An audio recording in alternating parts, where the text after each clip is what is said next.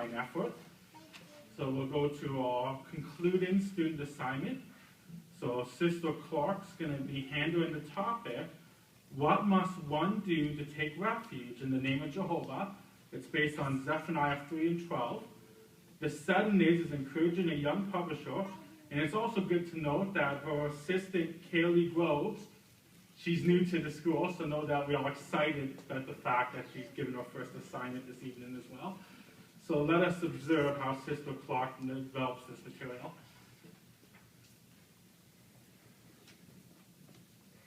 So, how's being back in school, Kaylee? Is everything going okay?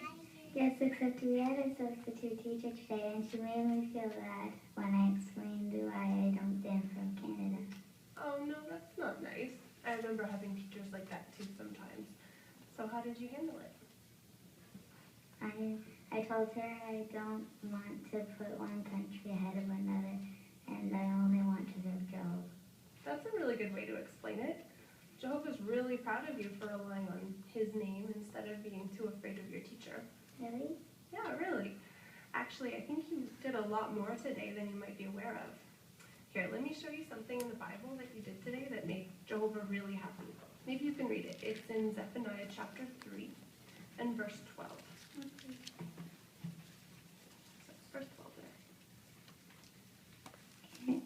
And I shall certainly let my name in the midst of you a people humble and lowly, and they will actually take refuge in the name of Jehovah. Good reading. So, did you know that you made Jehovah your refuge today? No, how? Well, why did you try to explain to your teacher in the first place why you don't stand up for Canada? Because I love Jehovah. Yeah, I know you do. And you've taken the time to get to know him as a person, beyond just knowing what his name is. You know his qualities, and you have full trust in them. So that's the first thing involved in taking refuge in Jehovah's name. And because you have that love for him, that made you not want to disappoint him, and it made you obedient to one of his standards. That's the second part of making Jehovah your refuge. But it probably wasn't easy, was it? No. No, and being obedient often isn't easy, but it means that you are putting faith in Jehovah and putting respect for him above being afraid of your teacher. So why do you think that's worth it overall? Will it make Jehovah want to protect me? Yeah, absolutely it will. So if we think of the world and all the things going on, like big storms, Jehovah can be like a strong, dry place for you to go and hide in during the storm.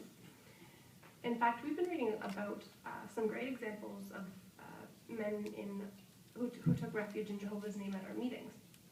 Can you remember anyone from our Jeremiah book? I remember Jeremiah and that guy with the long name who helped him. Good memory, yeah. We have a few good examples. We've got Jeremiah, we had Barak, and who you were thinking of probably, Ebed-Melech. They were all serving Jehovah at a time when it was really difficult, because not many other people were.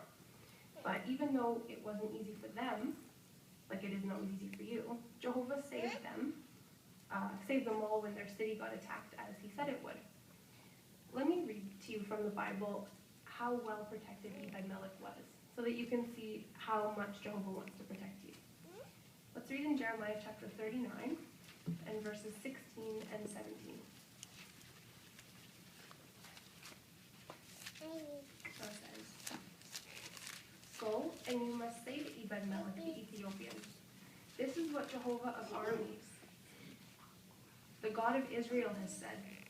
Here I am bringing true my words upon this city for calamity, and not for good. And they will certainly happen before you in that day. And I will deliver you in that day, is the utterance of Jehovah. And you will not be given into the hand of the men whom you yourself are scared." So, why do you think that you have every reason to be happy with how you handled your teacher today? I made Jehovah my refuge. You absolutely did. So, you showed your love for him is stronger than your fear of man, or in this case, your fear of woman, your teacher. And that love moved you to action to be obedient to Jehovah, who expects you you to worship only Him. What else do you think that you could do to show Jehovah you want refuge in His name in the future? Keep learning at meetings. Yeah, good one. Keep praying. Yeah, Keep going in service. great. You got it. All things that Jehovah requires of us and will help keep us protected from all of Satan's crazy storms that we have to face. I'm really happy to see that you're standing up for Jehovah so well, even on your own in school, Kaylee. You've absolutely no reason to feel bad. Thanks, Nicole.